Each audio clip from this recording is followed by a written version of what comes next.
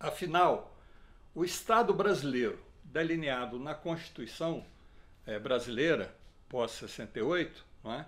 Ele mantém em sua essência a ordem constitucional de classe burguesa, que vigora de 1988 até hoje. Se formos pegar a organização do Estado brasileiro antes de 88, nas constituições anteriores, nós vamos ver que também estão determinadas por espaço e tempo. Não é? Mas a Constituição atual, não é? Nós tivemos vários governos pós-Constituição de 88. Não é? Tivemos o governo Sarney, não é? O governo Collor, o governo Itamar, os governos FHC, os governos Lula, Dilma, Temer e Bolsonaro. Veja, o Estado brasileiro, que é delineado na Constituição, não houve mudança e alterações na sua essência. Houve pequenas alterações na sua forma. Não é? Mas veja, eu pergunto para vocês, mas a forma de exercício do poder da burguesia nestes governos que eu citei para vocês desenvolve a mesma prática? As práticas são semelhantes? Se observarmos, vocês mesmos podem observar, por mais jovem que seja, que é evidente que não. Não é? Há práticas diferentes nesses governos que estão regidos pelas leis existentes corporificadas na Constituição. Não é? Então veja, o Estado mantém a sua essência de classe, se reproduz enquanto um instrumento de exploração, de acumulação de capital e de opressão, porém, veja, nesses governos houveram diferenças. Não é? E isso é importante para nós. Não é? Então, uma resposta evidenciada e circunstanciada é exemplificada pela tática assumida pelo nosso partido, o PCdoB, não é? Dos congressos anteriores e para esse congresso. E isso é obrigatório frente à correlação de forças políticas existentes nestes diferentes momentos históricos mais recentes, como, por exemplo, nos dias atuais, não é? Onde assume grande importância a formação das federações, a frente ampla para derrotar o nazifascismo representado no governo bolsonarista. Não é? E aqui eu gostaria de ressaltar para vocês, não é, que essas federações é uma grande vitória. Eu vou me deter nisso de forma mais detalhada à frente. Não é? Mas as federações elas vão corresponder a formas que segmentos e setores das classes dominantes e mesmo das classes dominadas e exploradas vão buscar compor frentes, compor alianças para disputar espaços no poder político. Não é? Então a Frente Ampla hoje é um exemplo desse debate. Não é? É o que? Aglutinar amplos setores no chamado campo democrático contra o nazifascismo. Não é? Isso comporta o quê? Comporta uma composição de classes diferenciada, não é? Nessa Frente Ampla. Não se trata aqui de uma frente de esquerda, estou falando aqui de Frente Ampla. Não é? Vocês são conhecedores que no denominado campo marxista e leninista há várias contradições entre diferentes revolucionários e pensadores. Há muitas polêmicas e muitas críticas mútuas entre um e outros. Isso se dá a partir dessa concepção, dessa compreensão que se tem das obras de Marx, Engels e alguns de Lenin, porque há alguns que negam Engels e que negam Lenin, e que se coloca no campo marxólogos, não é? No campo marxólogo marxiano, né? Também os marxianos. Alguns partes de leituras, na minha opinião, precipitadas e superficiais das obras clássicas e realizam análises metafísicas e caem aqui no criticismo, no dogmatismo, no voluntarismo ou no reformismo. E nada melhor para observar essas características do que acompanhar hoje a composição das federações e a tentativa de formulação dessa frente ampla, não é? Onde essas percepções vão aparecendo com muita nitidez. E claro que outros realizam análises mais criteriosas e contribui mais ou menos para o desenvolvimento da teoria marxista-leninista, que é este o campo que eu me coloco, não é? Nós que nos situamos no campo marxista-leninista devemos ler e estudar essas contribuições anteriores, não é? Sem, contudo, perder de vista e secundarizar as grandes contribuições elaboradas por Marx, Engels e Lenin, mas ao mesmo tempo confrontá-las com a realidade. Ao confrontá-las com a realidade, nós somos levados a criticá-las, e ao criticá-las, nós nos sentimos na obrigação, no dever de desenvolvê-las, nessa relação de espaço e tempo, não é? E claro que isso só é possível a partir da observação, da pesquisa, do estudo e da análise das diferentes experiências históricas da luta de classes, não é? No passado, no presente, e para estabelecermos como é que se delinearão, não é, essa luta de classe nessas diversas dimensões no amanhã, não é, no pós-eleições de 2022. Não é? Então nós não estamos discutindo apenas a tentativa de frente ampla para as eleições de 2022. Temos o que está na perspectiva também da construção do futuro, não é? Porque as eleições não reduzem a nossa perspectiva. As eleições são espaços de disputa de poder político, ideológico e, conforme os resultados, também de luta econômica, porém nos limites das dimensões do Estado capitalista, do Estado burguês. Não é? Mas são espaços de disputa que nós não podemos nos ausentar dele. Não é? Neste sentido, abordaremos aqui rápida e sinteticamente, não é, ou revisitaremos as contribuições de Marx, Engels e Lenin sobre o Estado, a sua essência de classe e alguns elementos que possibilitam entender esse fenômeno. E depois abordaremos outras contribuições. Aqui poderia ter outras opções. Eu, pessoalmente, optei por trabalhar com vocês, por apresentar algumas contribuições de Gramsci, Althusser e Poulantzas, porque eu entendo que essas contribuições nos ajudam a entender o hoje. Né? Poderia ser outros autores, mas eu fiz uma opção, como vocês podem fazer opção por outros. Né? O objetivo nosso é o quê? Entender e analisar cientificamente a realidade e as contradições existentes no processo da luta de classes na qual nós estamos enfrentando. Isso, claro, que sem perder de vista a necessidade de fazê-lo de forma crítica, submetendo as análises e os conceitos apresentados por esses autores, né, à crítica da realidade, à crítica do real. E, claro, em suas múltiplas determinações, que são, no fundamental, manifestações dessa totalidade que a gente poderia dizer concreta, ou seja, as diversas dimensões que a realidade assume, determinadas no espaço e no tempo, ou seja, dotadas de historicidade. Chama atenção para vocês. Espaço e tempo dotado de historicidade.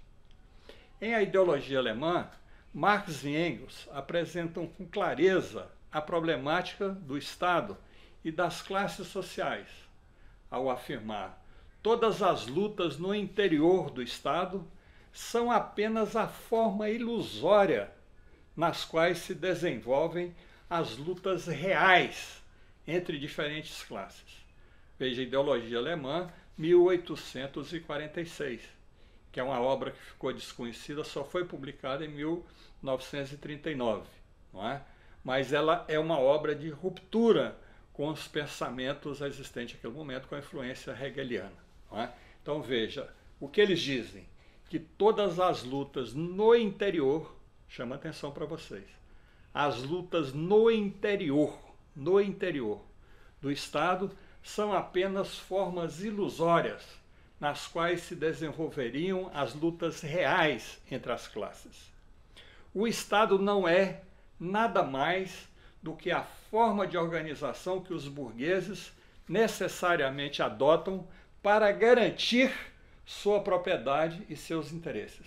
Ou seja, reproduzir a ordem existente baseada na exploração e na opressão de classe. Quando eu falo exploração e dimensão de classe, eu estou aí incluindo a multiplicidade de elementos historicamente determinados no espaço e tempo, na relação da Europa com outras regiões, não é? E como é que vão se configurando os estados burgueses e como é que se vai se configurando o estado burguês no capitalismo, não é?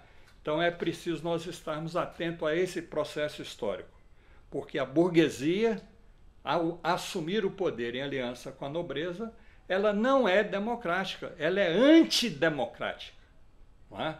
O chamado Estado democrático burguês é resultado de uma luta intensa da classe operária, dos trabalhadores, para ter o direito de participação, não é? Daí esse é um dos elementos que eu faço a diferença entre Estado burguês e Estado capitalista, não é? Diria para vocês que o Estado burguês é uma criança do Estado nascente, não é? Quando fala de Estado burguês capitalista, já é uma forma de organização do poder voltado em grande parte ou quase que exclusivamente para o processo de acumulação de capital, não é? Marx e Engels estabelecem uma nova problemática com a ideologia alemã e o manifesto do Partido Comunista, né? Uma nova problemática, ou seja, a relação entre a sociedade escindida em classes sociais antagônicas e o Estado, enquanto instrumento ou um conjunto de instrumentos a serviço das classes dominantes, para valer seus interesses exclusivos, enquanto componente de diversos segmentos que vai compor a burguesia ou que vai compor os capitalistas.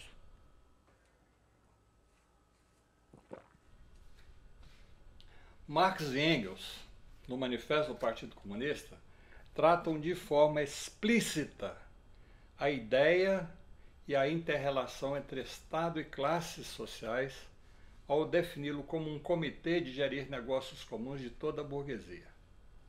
E que o objetivo dos comunistas deveria ser a derrubada da supremacia burguesa e a conquista do poder político pelo proletariado. Define a primeira fase da Revolução Comunista como sendo o advento do proletariado como classe dominante, ou seja, a conquista da democracia.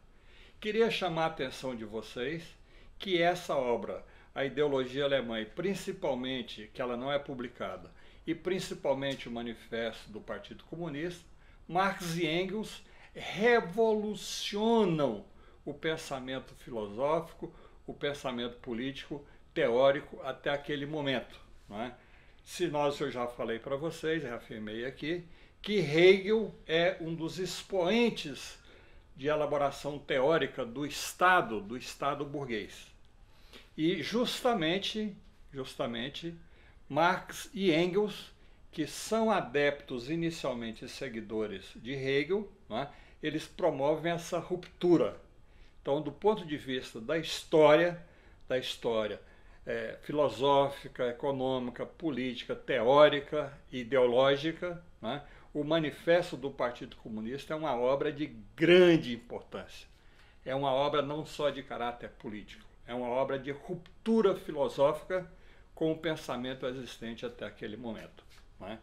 Então, segundo eles, o proletariado deve assumir a sua supremacia para arrancar pouco a pouco todo o capital à burguesia, para centralizar todos os instrumentos de produção nas mãos do Estado, isto é, nas mãos do proletariado em classe dominante. Aqui, se for ficarmos presos a essa formulação, não é? Nós vamos compreender que é justamente a partir dela que vai surgir uma série de correntes e de ideias oportunistas e reformistas, não é? Que seria a transição pacífica do capitalismo para o socialismo. Bastaria ir conquistando elementos, espaços no Estado burguês, não é? Então essa visão ela é derrotada historicamente e ela é derrotada teoricamente. mesmo por Marx e Engels, né, a partir de 1871, com a Comuna de Paris, e a partir da obra fundamental de Engels, de Lenin, O Estado e a Revolução. E, do ponto de vista histórico, se nós quisermos situar aqui um exemplo mais próximo a nós, a tentativa de assumir-se o poder no Chile, com Salvador Allende, não é? Que deu o quê? Deu um golpe. Não é? Temos experiências em andamentos, a gente não tem como prever o seu resultado. A Bolívia, na sua tentativa, houve um golpe, né? Estabeleceu um governo miliciano, um governo de caráter nazi-fascista, apoiado e associado com mentores aqui, nazifascistas do Brasil, não é? Que não conseguiu durar mais do que um ano. Não é? As massas, as classes populares, não é? Os habitantes autóctones da região se levantaram contra e elegeram um governo democrático de caráter popular na Bolívia, não é? Que persiste até hoje. Qual é o rumo desse processo? Creio que eu não tenho informação suficiente, mas é cedo para a gente tirar conclusões já definitivas. Não é? Há outros exemplos, há o exemplo da China, há o exemplo do Vietnã, ao exemplo da Venezuela, mais próximo a nós, ou seja, há vários exemplos a serem observados, analisados, para que nós possamos entender este processo. Não é? Mas, no fundamental, a ideia colocada aqui é que o Estado, quanto um conjunto de elementos voltado para a dominação e exploração de classe, essa aqui é uma inovação colocada por Marx e Engels na ideologia alemã e no manifesto do Partido Comunista, não é? Que marca essa ruptura. Já Marx, no prefácio à contribuição à crítica da economia política, de 1859, deixa claro e chama atenção para o fato de que cada modo de produção, chama a atenção de vocês para isso, de que cada modo de produção e formação social é regido por leis particulares. Espaço e tempo, totalidade com caráter de historicidade. O próprio Marx alerta que existem leis econômicas gerais, válidas para todas as formações sociais.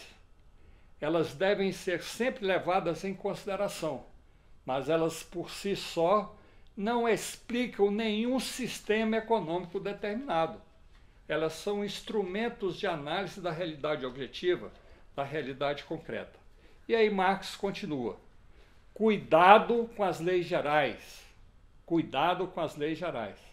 Elas existem em nível de abstração, mas com elas não se pode explicar o que é o capitalismo, o feudalismo, o escravismo. É preciso identificar as leis específicas. Conforme eu disse para vocês aqui, o Estado burguês, no Brasil pós-1988, tivemos vários governos, onde há correlações de forças diferenciadas. E o exercício do poder ao nível de governo se dá de forma diferenciada, como vocês vivenciaram e vocês sabem disso. Não é? Então é preciso, a partir das elaborações teóricas, das leis mais gerais, é preciso identificar as leis específicas. Para isso é necessário recorrer não só aos aspectos econômicos, a crítica ao economicismo, né? Não só aos aspectos econômicos, mas também ter como orientador teórico-metodológico as leis e categorias da dialética, que envolve o econômico, o político e o ideológico em suas diferentes formas, em sua multiplicidade, em sua multilateralidade, em suas contradições, situada no espaço e no tempo que forma a totalidade naquele momento que nós chamamos histórico. Não é? Então a totalidade ela é dotada de historicidade. Em outra parte, Marx afirma que suas investigações entre 1844 e 1845 desembocaram na conclusão de que tanto as relações jurídicas, veja, tanto as relações jurídicas como as formas de Estado não poderiam ser compreendidas por si mesmas, nem pela evolução geral do espírito humano, conforme dizia Hegel, mas se baseavam em condições materiais de vida. Condições materiais de vida, cujo conjunto Hegel, se quisermos pegar outro Hobbes, Locke e mesmo Rousseau, não é? Reduziu um conjunto de elementos, não é? Sob a análise do Estado, que vendo assim, como é que se dá o Estado? Ele tem esse conjunto de instituições políticas, e eles vão formular uma outra compreensão, vão aderir a um outro conceito, que é a sociedade civil, ou seja, que corresponde à anatomia da sociedade civil, que dela, segundo Marx, precisava ser procurada na economia política e nas outras dimensões. Não só na economia política, como ele disse anteriormente, mas nas outras dimensões, compreendendo aí a ideia da totalidade. Segundo Marx, é nas relações econômicas que devemos procurar o fio condutor. Veja, o fio condutor que nos permite entender os fenômenos da superestrutura. Mas isso não significa que tudo o que ocorre na superestrutura fosse um simples reflexo da economia. Governo Bolsonaro, os governos pós-Constituição de 88 no Brasil, os governos europeus, governo na América do Norte, e etc, etc. Não é? Então, veja, nós temos que buscar entender a superestrutura relacionada, interrelacionada com a estrutura, ou seja, com o econômico. Caso contrário, nós estaríamos caindo no economicismo. Os exemplos aqui são múltiplos, são vários. Vejamos agora no Brasil atual, né? Onde os elementos da crise econômica são de grande importância. Né? Mas veja, o que está colocado na ordem do dia como elemento principal são as greves, são as lutas econômicas numa situação de pandemia. Não é? É evidente que nós vamos chegar à conclusão que não, porque o que assume grandes dimensões é a acirrada luta ideológica sobre o que eles denominam de guerra cultural. Daí eu reafirmo para vocês a grande importância de ler o livro organizado pelo Aldo Arantes, conforme eu já mostrei para vocês. Não é? E claro que a partir dessa correlação de forças, desse grande ataque, né, aos direitos sociais, não é, está ocorrendo aqui as reformas trabalhistas, as reformas econômicas, a liquidação de direitos sociais, a corta de verbas para políticas públicas. Não é? E veja, são dimensões que se dão ao nível do aparato estatal. Não é? Então, veja, nesse aparato estatal, ao nível do Estado, se manifesta aspectos da luta ideológica, sob a forma de guerra cultural, de uma guerra cultural que é um acirramento da luta ideológica, e dos ataques aos direitos políticos. Direitos políticos que têm seu reflexo econômico. Não é? Ao reduzir verba do Ministério da Educação, não é? E transferir para outros setores, ao reduzir e eliminar verbas destinadas ao controle do meio ambiente, do desmatamento, e destinar a outros lugares, as chamadas emendas secretas, não é?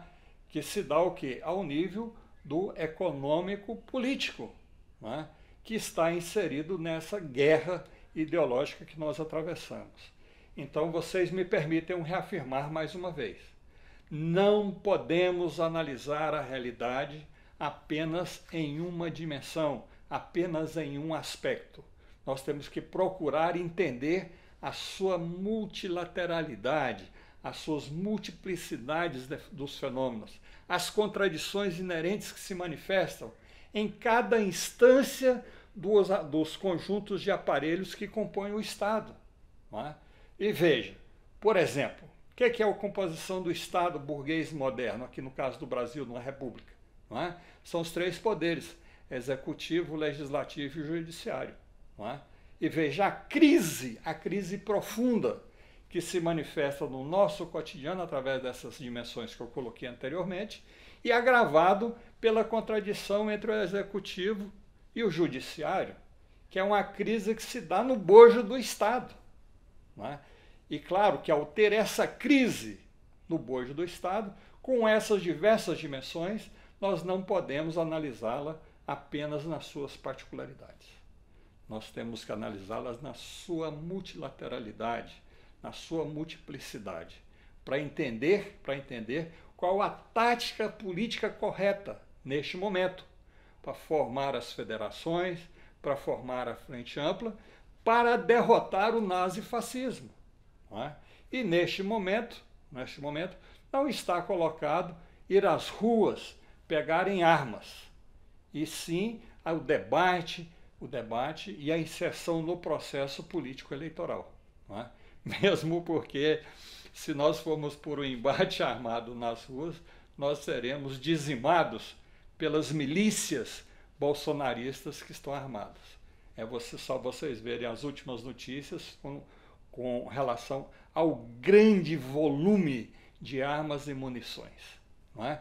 Então nós poderíamos dizer, sem dúvida nenhuma, que nós estamos sob um governo apoiado em sua profundidade, em grande parte, por forças milicianas e armadas, violentas. Então nós temos que atentar para esses fatores, não é? Que são de fundamentais importância. Aí eu apresento para vocês a foto mais clássica do Marx, que é multiplicada, não é? É para todo lado. Esse é um dos grandes pensadores que nós nos referenciamos e nos rendemos à sua inteligência, não é? À sua grande capacidade de análise, à sua vida dedicada à luta da classe operária e dos trabalhadores em geral. Não é? Então, referindo-se a algumas confusões existentes no tempo lá de Engels, não é? Voltando à questão aí do economicismo, não é?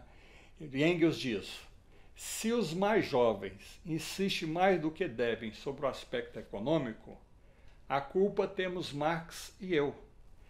Em face aos adversários, éramos forçados a sublinhar os princípios primordiais que eles negavam, e nem sempre dispunhamos de tempo, de espaço e oportunidade para dar a devida importância a outros fatores, além do econômico, que intervém no jogo de ações e reações. Aqui, ainda Engels diz que, embora as condições materiais de vida sejam as causas primeiras, isso não impede que a esfera ideológica reaja, por sua vez, sobre elas. E aí eu perguntaria para vocês, não é? Será porque o primeiro capítulo de O Capital, que muitos consideram uma obra econômica, começa com relação à mercadoria? Não é? O Capital, ele é a sua forma, uma obra de economia política, mas na sua essência, ele condensa toda a teoria elaborada por Marx e Engels. Então é uma obra que poderia ser colocada no campo econômico, no campo teórico, filosófico, político, não é? E, em suma, existencial, porque ele trata de diversas dimensões. Não é? Daí a necessidade de, ao ler uma obra de um autor do passado, nós estamos procurando ali os elementos que nos permitem entender o hoje. Ou seja, o conhecimento é determinado no espaço e no tempo. O conhecimento é dotado de historicidade.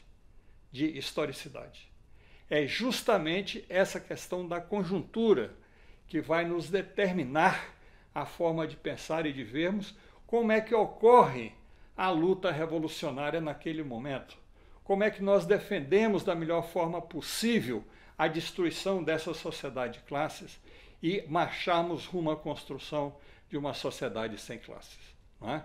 Isso só é possível nessa correlação que temos de forças, analisando no espaço e no tempo e nessas dimensões que eu coloquei para vocês. O fato é que, em última instância, chama atenção, deixei até sublinhado, em última instância, o que determina a história é a produção e a reprodução da vida material. Em última instância. Nem Marx, nem eu, isso é Engels, né, afirmamos algo mais do que isso. Se alguém o modifica, afirmando que o fato econômico é o único fator determinante, converterá aquela tese em uma frase vazia, abstrata e absurda. Veja, é Engels, e claro que aqui também Marx, né, fazendo essa afirmação. Ou seja, reduzindo tudo ao econômico, cairíamos numa visão determinista da história, da vida, do reducionismo econômico. E claro que para analisar a realidade existente hoje, nós não entenderíamos patavina, a não ser ficar reproduzindo slogans e frases e mais frases, né? Sem analisar a realidade objetiva e concreta que estamos submetidos a elas. E claro, se não conseguirmos analisar cientificamente essa realidade que estamos inseridos, a nossa prática política, determinada pelo equívoco, sem dúvida nenhuma será uma prática política equivocada, né? Esta existência vale também para a teoria do Estado. Dizer que o Estado é a expressão da dominação de uma classe sobre outra não é um equívoco, não é um equívoco. Muito ao contrário, está correto, não é? É afirmada que há uma tese de enorme alcance, conforme eu disse para vocês, de ruptura com as concepções existentes até aquele momento, 845, 44, 45 e 46, não é? E essa ruptura ela tem um grande alcance, não é? Mas veja, conforme eu já chamei a atenção de vocês, essas formulações da ideologia alemã e do manifesto do Partido Comunista, elas ainda são afirmações genéricas, porque, veja, o conhecimento é determinado no espaço e no tempo. O conhecimento é dotado de historicidade, não é? E isso é importante nós estarmos atentos para isso. Décio Sais, que é um autor que se coloca no campo marxista, né, contesta a possibilidade de uma resposta afirmativa, de uma resposta economicista. O que ele vai nos dizer?